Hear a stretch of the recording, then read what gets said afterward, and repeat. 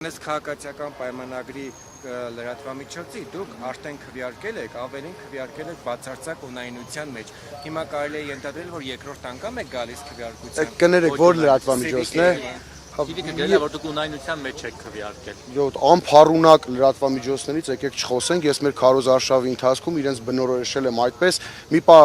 նեղացել էին իմ այդ բնորոշումից, եկել էին մեր քարոզարշավը լուսաբանելու,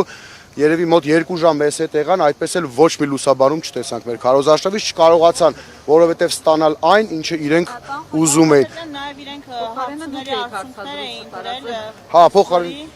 Հարցումների արդյունքներ էին տեղադրել ուրբաթօրը, ըստ որի բացարձակ մեծամասնություն կազմելու է ՔՊ-ն, երկրորդ տեղում իհարկե դուք եք, բայց 12%-ին մոտ է։ Դա նույնպես այդ լրատվամիջոցներ տարածել, դա քարոզչական հնարք է, որպեսզի վաղաշաբաթուն ցույց տան, որ ձեր ձայնը այդքան էլ կարևոր չի, արդեն իսկ ախորոշված է ամեն ինչ, նույնը արել էին Գյումրիում, նույնը արել էին Փարաքարում, բայց մենք տեսանք լրիվ այլ քվեարկության արդյունքներ։ Նման հիբրիդային պատերազմ են տանում։ Իհարկե վախենում են, իրենք հասկանում են, որ իրենց ռեյտինգը պատմական նվազագույնի է հասել եւ ավելի շատ նվազագույնի հասել վաղաշաբաթում Էջմիածի քաղաքում, դա բերել է թե ՔՊ-ի, թե վաղաշաբաթ համայնքի նախկին իշխանությունների գործելավոճից։ Նախորդ ընտրությունների